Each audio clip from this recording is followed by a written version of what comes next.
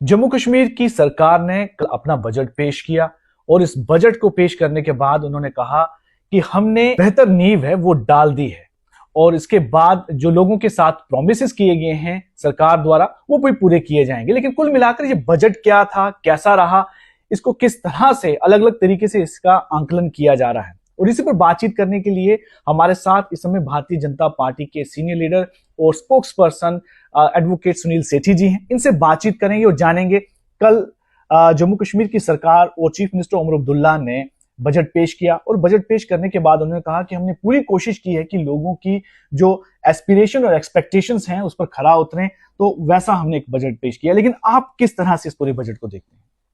देखिए, मुझे लगता है कि मैं सिर्फ इसलिए नहीं कि अपोजिशन में है और इसको क्रिटिसाइज करना है, लेकिन this is a budget of failed promises. दो चीज़ों के ऊपर इसको देखते हैं। एक तो ये है कि क्या ये बजट जो है ये रेशनल बजट है, रीजनेबल है? तो मैं कहूँगा बिल्कुल भी नहीं है। आपने पिछले बजट से इस बार के बजट प्रावधान में पैसा जो खर्चा है उसको सबस्टेंटिवली हजारों करोड़ रुपया, 6,000 करोड़ रुपए से ज्यादा जो है आपने कम कर दिया। जब आप पैसा खर्च कम कर रहे हो, लोगों को दे रहा कम रहे हो, तो बजट ठीक कहां से होगा? दूसरा ये है कि इस बजट में जो आपने प्रावधान रखे हैं कि आपको पैसा आना कहां से है, जो आप एडिशनल पैसा जो है वो क्रिएट कर रहे हो, तो जो आप इस बजट में महिलाओं को फ्री में बस सर्विसेज दे रहे हो, हम उसका सम्मान करते हैं, अच्छी चीज है। आप पेंशन्स लोगों को देने की बात करते हो, जितना आपने प्रोमिस किया था मैनिफेस्टो में उससे काफी कम है, उसके ऊपर मैं चर्चा करूंगा।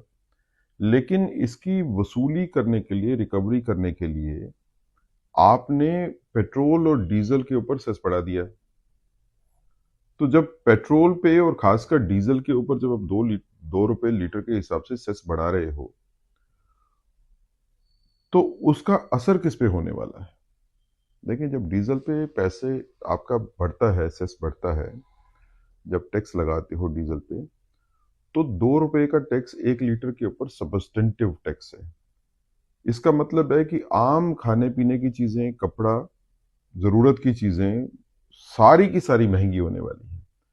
तो जो आप लोगों को 10 किलो अनाज जो है वो फ्री देने की बात करते हो, आप बिजली जो है 200 यूनिट्स जो है वो फ्री बात करते हो AA वालों को, लेकिन साथ में उनकी जिंदगी में तो आपने मुसीबत ला दी। आपने जब डीजल के ऊपर दाम बढ़ा दिए, तो उसका मतलब है कि आम रोजमर्रा की सारी चीजें महंगी होने वाली हैं।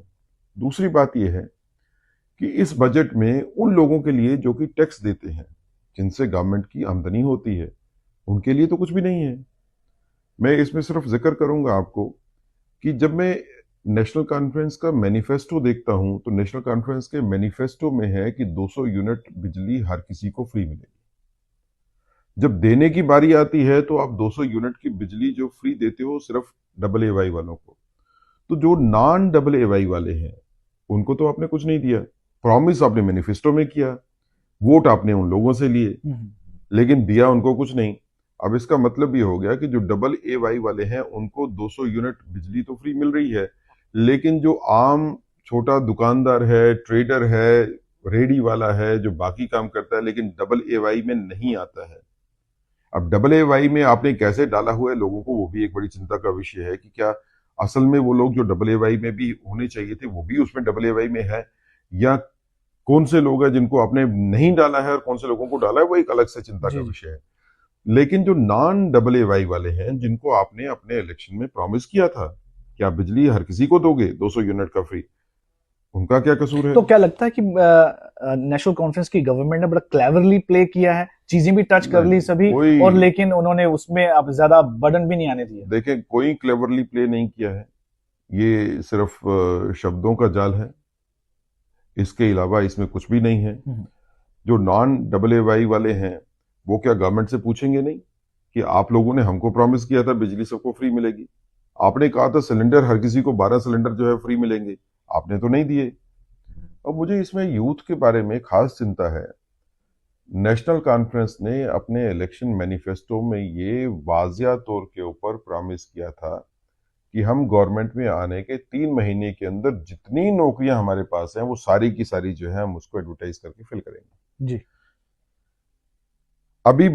अभी सेशन में जो है इन्फॉर्म किया कि 32,000 से ज्यादा अभी अच्छा। हमारे पास वैकेंसीज हैं।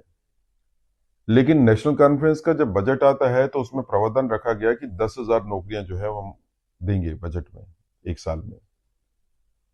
प्रॉमिस आप करते हो कि आप सारी की सारी नौकरियां 32,000 से ज्यादा नौकरियां 3 महीने में भरोगे, उसको एडवर्टाइज करोगे कम से कम। आज जब बजट में बात आई तो आपने ये नहीं कहा कि सारी की सारी नौकरियां जो भरनी है, जो खाली पद है, ये नई नौकरी क्रिएशन नहीं है, जो खाली पड़े हुए पद हैं उसमें भी आप 1/3 से भी नीचे जो है भरने की बात करते हो। तो क्या ये यूथ के साथ धोखा नहीं है? आप इलेक्शन में स्टेटमेंट देने के लिए कहते हो कि हमने 10,000 पद जो है वो निकाल दिए, पोस्टें निकालेंगे, लेकिन इस चीज को भूल जाते हो कि जनाब 10,000 तो 1/3 है वो जो रिक्त पड़े हुए हैं, और आपका प्रॉमिस था कि आपने 3 महीने में सारे के सारे करने हैं। इसी तरह इस पूरे बजट में जम्मू खित्ते की अगर बात करें तो मुझे लगता है कि जम्मू खित्ते को बड़ी उम्मीद थी, खासकर यहाँ पे इंडस्ट्रीज और ट्रेड को, कि हमारे लिए बजट में कुछ रखा जाएगा। अगर जो एग्जिस्टिंग इंडस्ट्री की बात करें तो क्या मिला एग्जिस्टिंग इंडस्ट्री को? जिनको बड़े बड़े प्रोमिस किए गए कि एग्जिस्टिंग इंडस्ट्री जो है उसको आगे बढ़ाने के लिए, जो ठीक हालत में नहीं है उसके लिए बजट में प्रावधान रखे जाए, कुछ नहीं रखा गया। जो नई इंडस्ट्री लगाना चाहता है उसके लिए इस बजट में कुछ नहीं है। जो सेंट्रल गवर्नमेंट की स्कीम से बस वही है। इस बजट में स्कीम सेंट्रल गवर्नमेंट की है, उनको नाम अपने पे लगा के बेचने की कोशिश की गई। लेकिन मुझे लगता है कि अगर यूथ की बात करें तो यूथ के लिए भी इसमें कुछ भी नहीं है, लेकिन इसमें स्टूडेंट्स के लिए भी कुछ नहीं है। लेकिन सरकार ये कहती है कि आप हमसे इमीडिएटली क्यों उम्मीद करते हैं? हमें आपने 5 साल के लिए चुना है, ना कि 5 दिन के लिए, 5 महीने के लिए। हमें 5 साल तो दीजिए, जो प्रोमिस किए गए हैं वो पूरे करेंगे। और जो एक जरूरी नींव डालने की जरूरत है वो हमने डाल दी है। अब उसके बाद देखिए कि हम कैसे कैसे काम करते हैं। पर इस तरह की जो बात है वो चीफ मिनिस्टर खुद बोलते हैं। देखिए, मैं तो नहीं कहता हूं, ये नेशनल कॉन्फ्रेंस का मैनिफेस्टो है, मैं आपको पढ़ देता हूं नेशनल कॉन्फ्रेंस ने क्या कहा था। नेशनल कॉन्फ्रेंस ने कहा था हम 1 लाख जॉब्स जो है वो यूथ को प्रोवाइड करेंगे। 5 साल देना चाहते हो, 5 साल दे दो। 10,000 एक साल में जो अगर कर रहे हैं, 5 साल में 1 लाख जॉब नहीं बनेंगे। फिर मैं उसके अलावा within first 3 months of forming government we shall pass Jammu and Kashmir youth employment generation act. This act will focus on creating sustainable employment. ये तो नहीं हुआ। To fill up all vacancies in the government department within 180 days and to ensure the policy in the future। मैंने कहा है क्या? मैं तो आपके सामने नेशनल कॉन्फ्रेंस का अपना मौकफ, उनका मैनिफेस्टो पढ़ रहा हूं जी। तो नेशनल कॉन्फ्रेंस के मैनिफेस्टो में कहां लिखा था कि हम 5 साल में सारी नौकरियां भरेंगे जो खाली पड़ी हुई हैं? आपने कहा था हम 6 महीने में 180 डेज में आपने सारी की सारी नौकरियां वो भरनी है जो खाली पड़ी हुई हैं।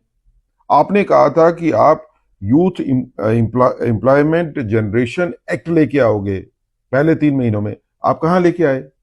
इसी तरह मैनिफेस्टो की अगर आप बात करें तो इस मैनिफेस्टो को अगर आप देखेंगे तो इस मैनिफेस्टो में जब बात होती है, मैं आपको बिजली की जो मैंने बात की, नेशनल कॉन्फ्रेंस के मैनिफेस्टो में है provide 200 units of electricity free.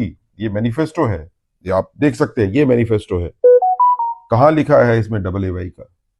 और कहां लिखा था कि हम नॉन AAY को नहीं देंगे? जब इस मैनिफेस्टो को लेके जाते हो, कश्मीर में आपको वोट मिला है ना, तो कश्मीर में आपको वोट दिया है नॉन AAY वालों ने भी। ये पढ़ के आपका मैनिफेस्टो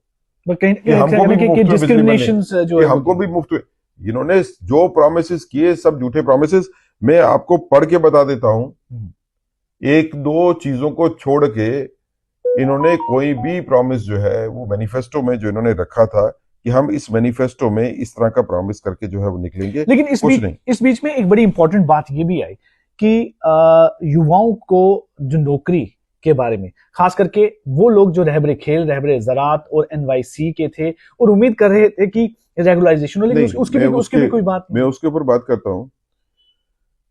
अब मुझे बताइए कि इसमें लिखा था कि हम 5,000 रुपया जो फीमेल हेड होगी हाउस होल्ड की, उसको इकोनॉमिकल वीकर सेक्शन में देंगे। क्या दिया? अभी देना था ना बजट में, जब आपने प्रॉमिस किया कि अब 5,000 रुपया महिलाओं को दोगे जो हाउस होल्ड की हेड हैं, क्यों नहीं देते हो आप उसको? आज तो महिला दिवस है, क्या महिलाएं जो हैं वो उमर साहब से नहीं पूछेंगी कि आप लोगों ने तो मैनिफेस्टो में प्रॉमिस किया था जनाब हमको पैसा देने का, आप तो गवर्नमेंट आपकी बन गई, वो पैसा कहाँ है? दूसरी बात यह है कि ओल्ड एज स्कीम के लिए इन्होंने यूनिफॉर्मली कहा था बजट में कि हम 3,000 रुपया जो है वो ओल्ड एज पेंशन स्कीम में जो है वो देंगे। जब देने की बारी आती है तो तब कहते हो 1,500 रुपया देंगे 60 साल तक, और 80 साल वालों को जो है वो 2,000 रुपया देंगे। आपने प्रॉमिस किया था 3,000 का, हमने तो नहीं किया था। ये तो आपका मैनिफेस्टो हमने तो नहीं लिखा है। भारतीय जनता पार्टी ने जो प्रॉमिस किया था, अगर हमारी गवर्नमेंट बनती तो हमको इतना लोगों को इंतजार करने की जरूरत नहीं थी। मैं सिर्फ ये कह रहा हूं, 1 लाख से ज्यादा जो daily wagers, work charge employee, contractual employees इंतजार कर रहे थे कि इस बजट में प्रावधान होगा कि उनकी रेगुलराइजेशन जो है, चाहे वो यकदम नहीं हो लेकिन फेस्ड मैनर में तो हो, लेकिन उसके बारे में कुछ भी बात नहीं हुई। अब जो प्रदर्शन जो है वो बीजेपी ऑफिस के बाहर जो लोग करते थे, वर्क चार्ज एम्प्लॉइज हो जी जी गए, जी जी। डेली वेजर्स हो गए, एनवाईसी के हो गए, अब क्या वो उमर साहब को बख्श देंगे? कि आप लोगों ने तो इलेक्शन में प्रॉमिस किया था भाई कि आप हमारे को वोट डालिए, हम आपकी रेगुलराइजेशन जो है वो फेस्ड मैनर में करेंगे, लेकिन गारंटी करेंगे लेकिन आपको। उसमें उन्होंने बड़ा एक अपना तर्क दिया कि जब उनसे पूछा कि डेली वेजेस की तो चलो कोई बात भी नहीं की, लेकिन जब दूसरे रहवरे खेल और रहवरे रात उनकी बात की एनवाईसी वालों की, उन्होंने कहा कि ये एक कानून की जो है वायलेशन होगी अगर हम इसमें कुछ करते हैं इनकी रेगुलराइजेशन के बारे में, तो वो एक तरह से क्या कानून चीज तो है? इन्होंने बनाना है। जब आप गवर्नमेंट में आए हो तो कानून बनाने के लिए आए हो। आप कानून बना के इनको गारंटी दीजिए। आप इनको, अगर आपने प्रॉमिस, अगर आपने, आपको ये पता था कि कानून की वायलेशन होनी है तो इलेक्शन के दिनों में प्रॉमिस क्यों किए गए? इलेक्शन के दिनों में आपको नहीं पता था कि ये कानून की वायलेशन होगी? और कौन से कानून की वायलेशन होनी है? कानून लेजिस्लेचर का काम है, कानून को बनाना भी और बदलना भी। और मुझे नहीं लगता है कि इनकी रेगुलराइजेशन यूथ की जो है वो कोई ऐसा मुद्दा है कि जिसमें कोई कानूनी अड़चन है। आपको उसके लिए फाइनेंशियल प्रावधान करने होंगे। देखिए बात यह है कि 1 लाख लोग जो काम कर रहे हैं, वो ऐसा तो नहीं है कि वो जरूरत के बगैर काम कर रहे हैं। इतना एम्प्लाई अगर काम कर रहा है, चाहे वो वर्क चार्ज होगा, डेली वेजर होगा, ये वो एम्प्लाइज हैं जिनके काम की जरूरत है, जिनके बगैर गवर्नमेंट के काम नहीं चल रहे हैं। तो जरूरत है, और ये भी प्रॉमिस है कि हम रेगुलराइज करेंगे, तो कम से कम फेस्ड मैनर में करिए ना। आज 20, 25, 30 साल जिसकी नौकरी को हो गए, रिटायरमेंट में जिसके कुछ महीने रह गए होंगे या 1-2 साल रह गए होंगे, वो भी इस आस्था के साथ जो है वो जी रहा है, इस उम्मीद के साथ जी रहा है कि शायद मुझे रेगुलराइजेशन जो है वो मिलने वाली थी इस बजट में, तो वो आ ही जाएगी क्योंकि गवर्नमेंट बन गई है इस प्रॉमिस के ऊपर। तो नहीं बन रहा है। मैं आपको ये कह रहा हूं कि हम बजट का एनालिसिस कर रहे हैं। अब बजट के एनालिसिस में जब मैं इसको बजट को देखता हूं तो बजट को मैं देखना चाहता हूं दो चीजों के चश्मे से। एक तो चश्मा ये है तथ्य, जो आज की एग्जिस्टिंग पोजीशन है उसके ऊपर बजट कहां स्टैंड करता है। दूसरा मैं देखना चाहता हूं बजट को उस चश्मे से जो कि नेशनल कॉन्फ्रेंस का इलेक्शन मैनिफेस्टो था। तो दोनों ही सूरतों में जो है ये पूरी तरह फेल है। चीफ मिनिस्टर साहब पूरे बजट में प्रधानमंत्री जी की, आदरणीय फाइनेंस मिनिस्टर जी की तारीफ करते हैं कि उन्होंने 5,000 रुपया जो है हमारे 5,000 करोड़ रुपया हमारे को एक्स्ट्रा दिया है, एक्स्ट्रा एलोकेशन की। लेकिन गवर्नमेंट ऑफ इंडिया ने तो आपको पैसा दिया है एक्स्ट्रा, लेकिन आपसे जो उम्मीद थी कि आप एक समझदारी वाला बजट लेके आओगे, खासकर इन हालात में जब जम्मू कश्मीर बाहर निकला मिलिटेंसी से, और अब लोग उम्मीद करते हैं कि यहाँ पे डेवलपमेंट के जो है बेटर प्रोजेक्ट्स होंगे, वो बात जो है कहीं बनी नहीं। जब आप फिल्म इंडस्ट्री को लाने की की बात करते हो, जी। साउथ इंडियन इंडस्ट्री को लाने की, तो आप उसमें जिक्र भी नहीं करते हो कि जम्मू में भी जो है उस इंडस्ट्री की बेस बनाई जाएगी। क्या जम्मू में ऐसी जगह नहीं है जहाँ पे फिल्म इंडस्ट्री जो है यहाँ पे लाई जा सकती है, चाहे वो साउथ इंडिया की होगी, बॉलीवुड की होगी? तो जम्मू की जगहों को भी पर्यटन का केंद्र बनाने के लिए क्या जम्मू में पर्यटन के नाम पे सिर्फ वैष्णो देवी तक ही महदूद रहेंगे? देखिए, कश्मीर के हुक्मरानों ने हमेशा ये समझा है कि जम्मू में पर्यटन जो है वो रिलीजियस पर्यटन तक ही महदूद रहेगा, तो बेटर है। बिकॉज अगर रिलीजियस पर्यटन से आगे जाएंगे तो कश्मीर को खतरा हो जाएगा। ऐसी बात नहीं है। दोनों खित्तों को लगातार इकट्ठे बढ़ना है। जैसे गवर्नमेंट ऑफ इंडिया ने अभी 3-4 दिन पहले अनाउंस किया यहाँ पे, तो झेलम में और चनाब में जो है अब वो क्रूजेस चलाने का जो है बिल्कुल। उसका है। उसके माध्यम से अगर चनाब में चलेगा तो झेलम में भी चलेगा। ये सोच है भारतीय जनता पार्टी की। हम एक खित्ते तक किसी भी डेवलपमेंट को महदूद नहीं रखते हैं। टूरिज्म का बढ़ावा होगा तो दोनों हिस्सों में। लेकिन क्या नेशनल कॉन्फ्रेंस इस तरह की बात करती है कि टूरिज्म जो लेजर टूरिज्म है या हॉलीडे टूरिज्म का जिसको आप कहेंगे, उसको भी जम्मू के क्षेत्रों में बढ़ाने की कोशिश की जाए?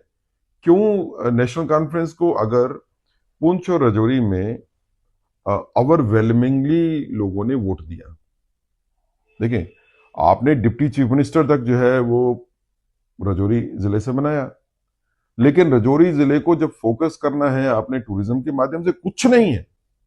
राजौरी जिले में टूरिज्म के नाम के ऊपर इतनी अच्छी जगह हैं जिनको डेवलप किया जा सकता है, लेकिन डिप्टी चीफ मिनिस्टर साहब भी चुप करके बैठे हुए हैं। ये अपनी गद्दी से आगे कोई सोचने की चिंता ही नहीं करते।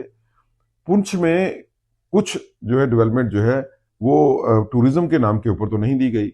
इंडस्ट्री का तो छोड़िए, इंडस्ट्री का तो पुंछ और राजौरी के लिए स्पेसिफिक पैकेजेस जिसकी लोगों को उम्मीद थी, जिसको किश्तवाड़ डोडा रीजन में जरूरत थी, उसके बारे में कोई इस बजट में कुछ प्रावधान नहीं किया गया। लेकिन मुझे सबसे ज्यादा अफसोस की बात यह है कि जो नेशनल कॉन्फ्रेंस के मैनिफेस्टो में था कि हम हॉर्टिकल्चर कश्मीर में और एग्रीकल्चर जम्मू में फोकस रखेंगे, आपने हॉर्टिकल्चर में क्या दिया? कश्मीर में जो फलों की खेती करते हैं या जो सेफ्रॉन की खेती करते हैं, आपने उनको क्या दिया इस बजट में? कुछ भी नहीं। इसी तरह जम्मू में जो किसान है उसके लिए इस बजट में अगर आप सोचें कि कुछ कोई खास कोई प्रावधान किया गया हो तो कुछ भी नहीं है। तो ये सिर्फ लफ्जों की लीपापोती के अलावा कुछ नहीं है। ये budget is totally A failed budget.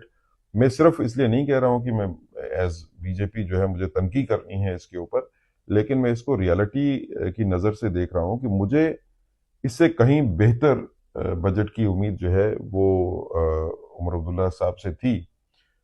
लोगों को उम्मीद थी कि आउट ऑफ बॉक्स कुछ सोचा जाता, कोई लोगों के ऊपर बोझ डाले बगैर पैसे को बनाने की कोशिश की जाती, जिसमें आपने डीजल के ऊपर चार्ज लगाने के बाद आप आर्टिफिशियली क्रिएट कर लोगे कि हमने पैसा जो है वो बना लिया जम्मू कश्मीर के लिए।